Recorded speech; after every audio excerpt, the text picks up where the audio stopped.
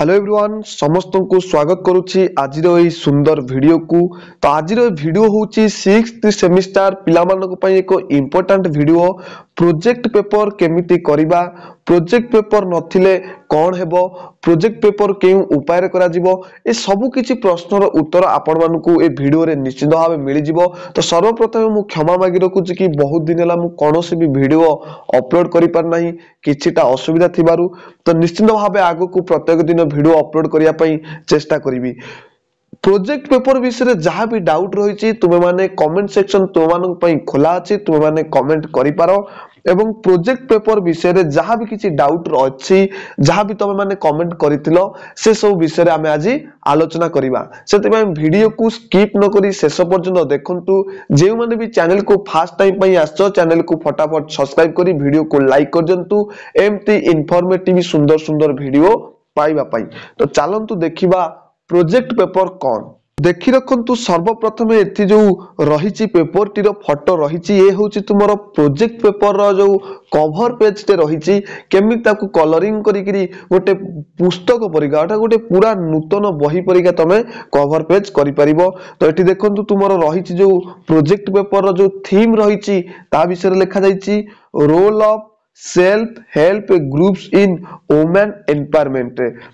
बुझी पारलो एटा होची गोटे पॉलिटिक्स रो प्रोजेक्ट पेपर रहिछि अर्थात तुम गोटे प्रोजेक्ट दिया जिवो तुमे तारी ऊपर एनालिसिस करी सेतिरु कोन बुझुचो तुमरो डिसीजन कोन तुमरो सजेशन कोन ए विषय तुमे गोटे प्रोजेक्ट करिबा गोटे पुस्तक लेखि गोटे बुक लेखिगिरी तमे तुमरो डिपार्टमेंट रे देखैबो एवं ताकू डिपार्टमेंट ऑथराइज करिवो। बुझियला। तो एठी देखंतु जे भी तुमको गाइड करछि सेठी तांकर ना रहिछि ए जो रेड कलर रे दिया जाइछि किछिटा प्राइवेसी पई एथिरे कॉलेज रो ना आ पिला मानको नेम रहिछि। बुझियला।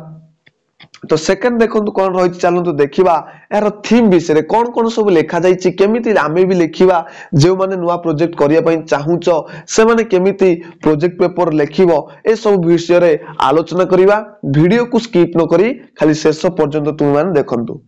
देखि रखंतु कवर पेज परे जो सेकंड पेज आसीबो बा तुमरो प्रथम पेज आसीबो कवर पेज परे से हुच तुमरो कोन ना डिक्लेरेशन कोन ना डिक्लेरेशन। डिक्लेरेशन अर्थ होची सत्य पाठ बा घोषणा। तुमको घोषणा करिवा को पड़िबो एठी तुमरो ना रहिछि रोल नंबर रहिछि ऑनर्स रहिछि कोन ना hereby declare that the project paper कहा ऊपर रहिछि प्रोजेक्ट पेपर ना role of self help group in women empowerment a study of Odisha has been prepared by the fact information presented on the project to basic knowledge and belief। बुझियला एमति भाबरे तुमरो declaration करा जिवो एठी तुमरो एचओडी को नेम रहिबो एठी तुमरो कॉलेज रो प्लेस आ डेट रहिबो अर्थात तमे आकू डिक्लेरेशन करिवा दरकार कि आकू मु ठीक भाबरे बनेइछि बोली। बुझियला। प्रथमे कवर पेज रहिला कवर पेज पर डिक्लेरेशन रहिला आ पर कोन रहिबो ना सर्टिफिकेट। तो देखि रखंतु सर्टिफिकेट कोन ना एठी तुमर रहुछि सर्टिफिकेट अर्थात तुमको सर्टिफिकेट मिली जाउछि कि प्रमाण पत्र मिली जाउछि ए प्रोजेक्ट टाकू तमे बनेइ छ बोली। बुझियला पिला माने एठी तुमर रहिला जे मानकू भी दरकार तमे स्क्रीनशॉट मारि रखि पारो एई परि भाव रे तुमे प्रोजेक्ट बनेइबो। एठी भी मध्य तुमर एचओडी को ना रहिबो आ एठी कॉलेज ना हेगा सब लेखाबो किछि प्राइवेसी पई मु आपन को लुचेई की रखिछि सेति पई क्षमा प्रार्थना करूछि। एहा पर कोन रहिबो ना एब्स्ट्रैक्ट। एब्स्ट्रैक्ट कोन देखंतु भलो भाबरे देखि रखंतु ए सब जिंस तमे कोउटु पाइलो। बुझियला। ए सब जिंस तमे कोउटु पाइलो को वेबसाइट रु पाइलो कि कोई बुक रु पढी करी पाइलो ए सब विषय रे जोडु जोडु तुमे संग्रह करि पारिचो इन्फॉर्मेशन ए सब विषय रे किछि गोटे लेखिबो तो माने चाहिले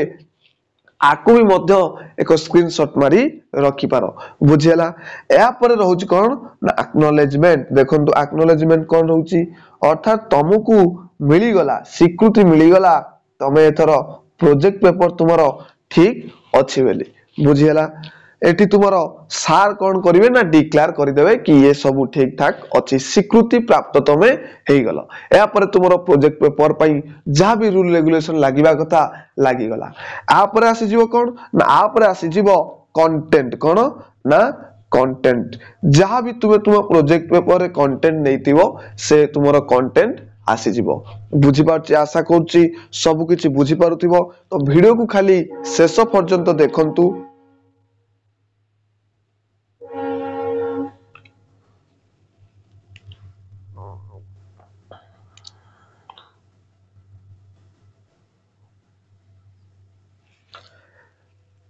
तो देखंतु कंटेंट रे कौन रही ना कंटेंट रे तमे 4 रु 5टी चैप्टर नहीं पारो एटा तुम ऊपर डिपेंड करे तुमे केते लेखि परिबो एटलीस्ट तुमको 4टी चैप्टर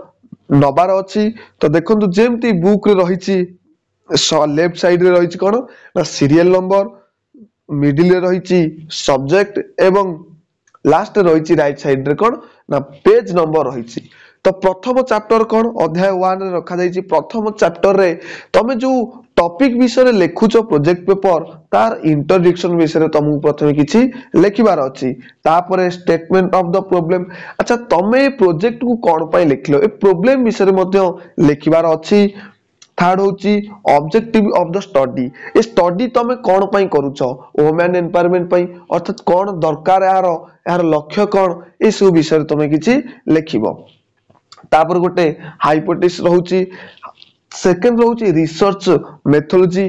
को रिसर्च तमे कोड सब पाइलो केउ उपाय रे रिसर्च कलो तमे गां को बुली की रिसर्च कलो कि को वेबसाइट रू रिसर्च कलो कि को बुक रू रिसर्च कलो ए सब विषय रे तमे एठारे लेखिबो आ पर रहउची कोन चैप्टराइजेशन तापर तुमे चैप्टराइजेशन करिवो को चैप्टर सब रखिजो ए सब विषय रे रखिवो जेउ मानकर आहुरी भीतर को जानिबार अछि प्रतिटी सेक्शन विषय रे जानिबार अछि तो कमेंट करंतु निश्चित भाबे या पर एक सेक्शन ऊपर बा जेमति इंट्रोडक्शन कोन स्टेटमेंट प्रॉब्लम कोन ए आ ऊपर गोटे वीडियो आनिबी बुझियला या पर तुम चैप्टर 2 थारु आरंभ करि पारो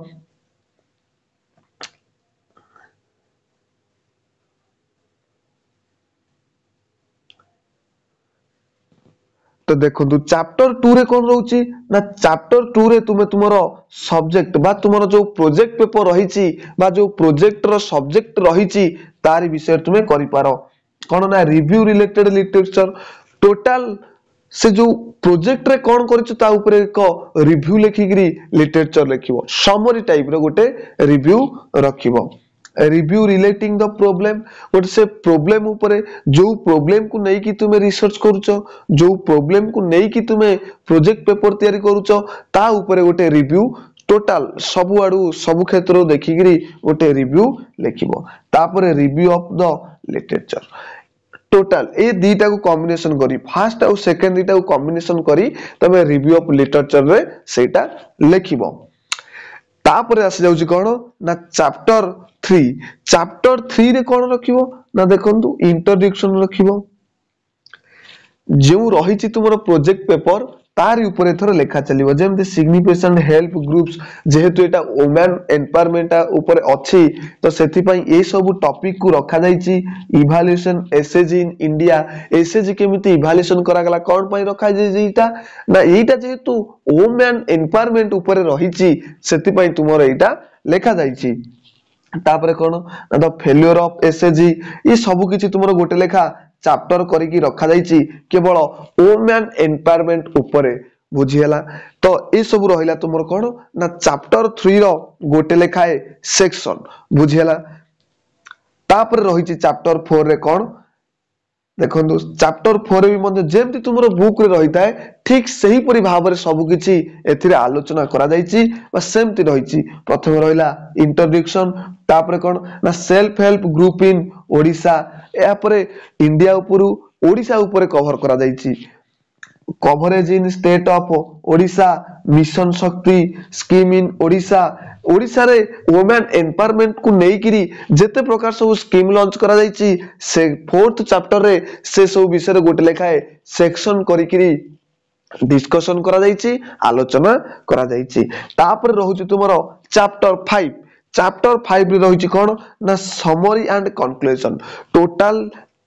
विषय रु जहाँ भी किसी समरी पाइल से प्रोजेक्ट पेपर रे जहाँ भी किसी समरी पाइल सेटा लिखिबो आ कोन ना कंक्लूजन लिखा जिवो आ फाइंडिंग ऑफ द स्टडी से स्टडी कोड सब तुमे कलेक्ट कलो एई सब तथ्य विषय रे ए डाटा विषय रे से सब को फाइंडिंग ऑफ द स्टडी रे लिखवार अछि तापर रहला सजेशन तुमे कौन सजेशन देइछ केमिति वुमेन एम्पावरमेंट हेई परिबो तुमे सेमति जो भी टॉपिक नबो प्रोजेक्ट पेपर करिया पई तुमे तारि ऊपर सजेशन देई परिबो बुझेला तापर रहिछि रेफरेंस कहा रेफरेंस लिखिलो ए सब विषय रे लेखा जिवो आशा करूछि प्रोजेक्ट पेपर विषय रे आपण माने संपूर्ण नॉलेज पाई परिथिबे जेउ मानकर प्रोजेक्ट पेपर दरकार से मो सहित भी कांटेक्ट कर रखिबे मु डिस्क्रिप्शन रे नंबर दे देबी आशा करूछि आपण मानकु इन्फॉर्मेशन टा भल लागितिबो जदि भल लागितो प्लीज यार वीडियो को फटाफट लाइक कर दियंतु चैनल को सब्सक्राइब करी नोटिफिकेशन बेल को ऑन कर दियंतु जय जगन्नाथ।